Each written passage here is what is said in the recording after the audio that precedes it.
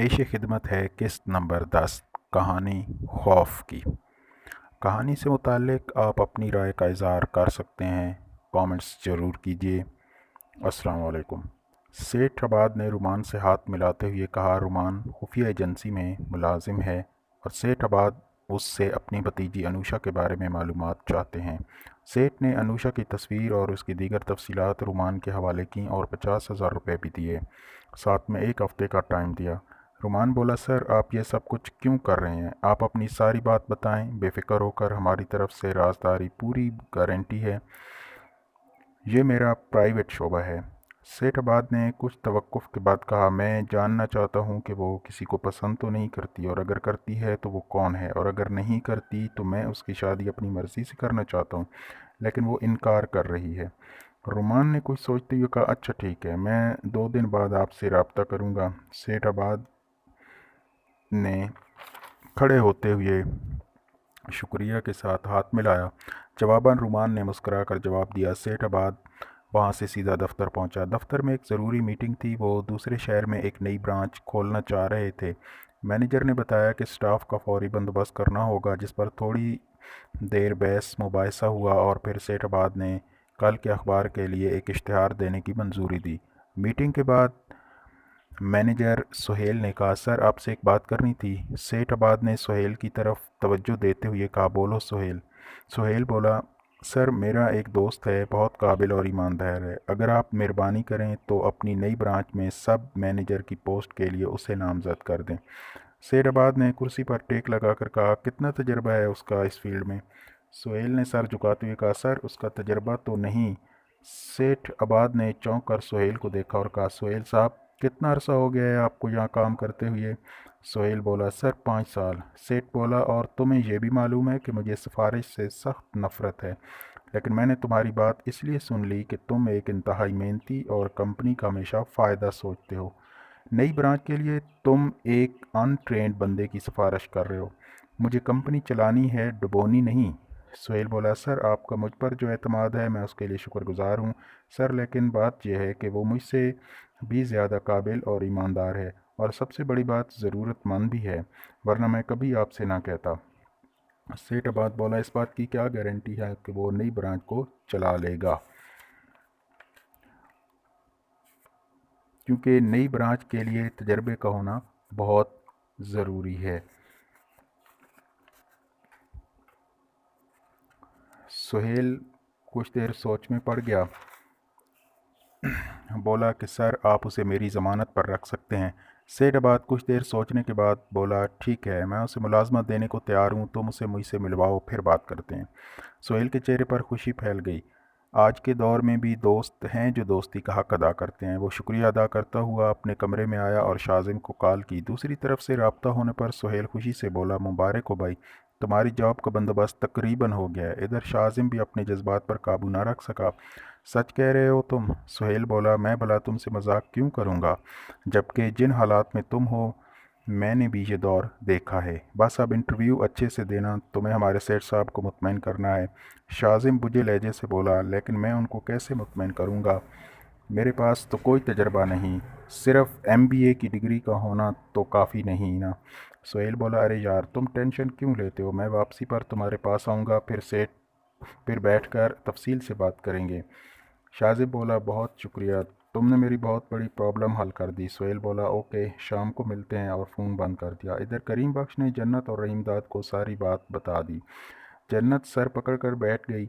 मैं ना कहती थी ये अमीर लोग एतबार के काबिल नहीं होते, उनका अपना मसला हल हो जाए तो ये बंदे को जूती की नोक पर रखते हैं। रहीमदाद गमगीन लहजे में बोला, तो अब्बा क्या अब हमारी शादी नहीं होगी? करीम बख्श सर झुकाते हुए, बहुत मुश्किल है, जब अनुषा बीबी ने इनकार कर दिया तो फिर उम्मीद की कोई किरण बाकी नहीं रहती। रहीमदाद उठकर बाहर चला गया, जबकि जन्नत ने रोना शुरू कर दिया। ना आखिर मेरे पुत्र में कमी किस चीज़ की है? सोना है, गबरू जवान है, माली वाला सारा काम जानता है।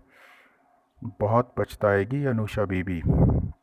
माएँ भी अजीब होती हैं, अपने बेटे की ज़रा सी खूबी को बहुत समझ लेती हैं। मेरे बेटे को ठुकरा कर बहुत पछताएगी। करीम बख्श बोला, बस कर जन्नत, हम गरीब लोग, हमारा और उनका आपस में क्या मुकाबला। जन्नत गुस्से से बोली, अब यकीन आ गया तुझे? जब मैं कहती थी कि ये पैसे वाले एतबार के काबिल नहीं तो तू मुझे समझाया करता था। अब बैठ। सर पकड़कर अच्छे खासे घर में 4 पैसे आने लगे थे। रहीम दाद की तनख्वाह से गुजारा होने लगा था। अब क्या करेंगे? सेठ ने उसको नौकरी से वैसे निकाल दिया है। करीम बख्श बोला, हौसला कर जन्नत, हो जाएगा कोई ना कोई बंदोबस्त। जन्नत बोली, डरती हूँ करीम बख्श। जब इंसान अपने रब की बजाय लोगों पर उम्मीद ज़्यादा लगाए तो फिर दर दर भटकना उसका मुकद्दर बन जाता है। अच्छे लोग दुनिया में हैं जो उसकी मखलूक से प्यार करते हैं और भटके हुओं को रब की तरफ जाने वाले रास्ते पर लगा देते हैं, लेकिन सारे ऐसे नहीं होते। करीम बख्श की आंखों में नमी आ गई। जन्नत सच कहती हो, अल्लाह मुझे हिदायत दे। आमीन। रहीम दाद ने बाहर खड़े होकर सारी बातें सुन लीं। उसे बिल्कुल भी समझ ना आया कि ये सब क्या हो गया और क्यों। अगर अनुषा बीबी मुझसे शादी नहीं करना चाहती थी तो फिर मुझे जेल किस जुर्म में भेजा गया? मुझे पुलिस वालों से मार क्यों पड़वाई और फिर बगैर कोई वजह बताए छोड़ दिया गया? क्या इस मुल्क में इंसाफ इसको कहते हैं? पुलिस का ये काम है। रहीम दाद बेख्याली में बोलता जा रहा था और अब तो साथ उसने रोना भी शुरू कर दिया था, लेकिन अपने अंदर लगी चोट वो किसको दिखाए, कौन उसका दर्द समझे। और फिर इधर अनुषा बैंक से पैसे निकलवाने गई और वो जैसे ही बाहर निकली तो किसी ने उसका पर्स छीन लिया। उसने बहुत शोर मचाया लेकिन किसी ने उस चोर का पीछा न किया। आखिर एक साहब ने आकर पूछा, क्या बात है, आप क्यों चिल्ला रही हैं? अनुषा परेशानी के आलम में बोली, वो लड़का मेरा पर्स ले गया है।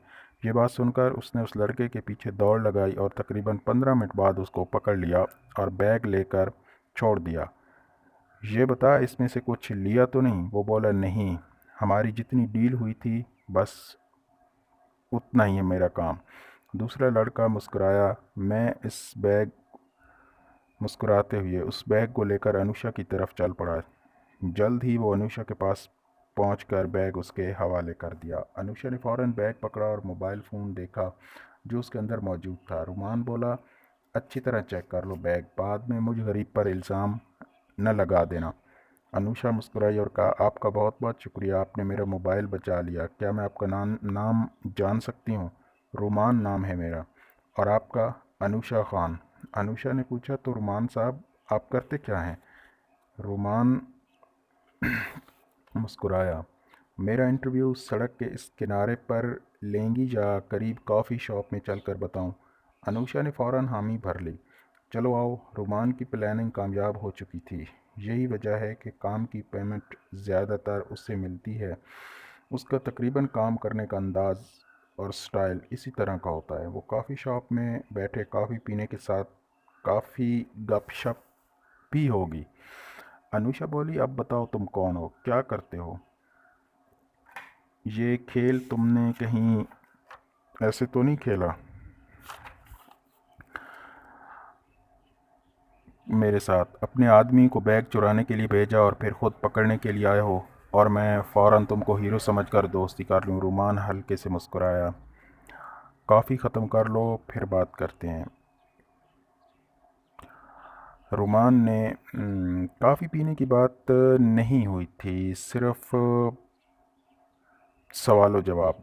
रुमान ने अनुषा पर नज़रें गाड़ दी, फिर इत्मीनान से बोला, मैडम मेरा नाम रुमान है, सामने वाले ऑफिस में काम करता हूँ, यहाँ से गुज़र रहा था, आपकी चीखो पुकार सुनकर आपकी मदद की और आपकी खूबसूरती से मुतासिर हुआ, लेकिन मुझे मालूम नहीं था कि आप दूसरों को बिठाकर इत्मीनान से बेइज्जत करती हैं। अनुषा थोड़ी शर्मिंदा हुई। नहीं, ऐसी बात नहीं, लेकिन आप भी एग्री करोगे, अक्सर लड़के इस तरह करते हैं। रुमान ने अपना कार्ड दिखाया। अनुषा हैरान होकर, तो आप खुफिया एजेंसी में काम करते हैं? कार्ड वापस करते हुए, माजरत चाहती हूँ, अब आपको कॉफ़ी मैं पिला देती हूँ, क्या याद करोगे? रुमान भी पक्का खिलाड़ी था, जानता था कि यूं फ़ौरन मान जाना मुनासिब नहीं होगा। उसने खड़े होते हुए वेटर को बुलाया और कॉफ़ी का बिल अदा किया और चल दिया। रुमान बोला, मैं चलता हूँ और अगर आप दोबारा कॉफ़ी पीना चाहें तो मंगवा देता हूँ। अनुषा को सख्त गुस्सा आया। उसने खड़े होते हुए पाँव ज़ोर से ज़मीन पर मारा, माय फुट, और चल दी। रुमान खुद से बोला, तो ये काफ़ी फिर मुझे ही पीनी पड़ेगी। इतने में बाहर फायरिंग की आवाज़ आई। वो दौड़कर बाहर निकला।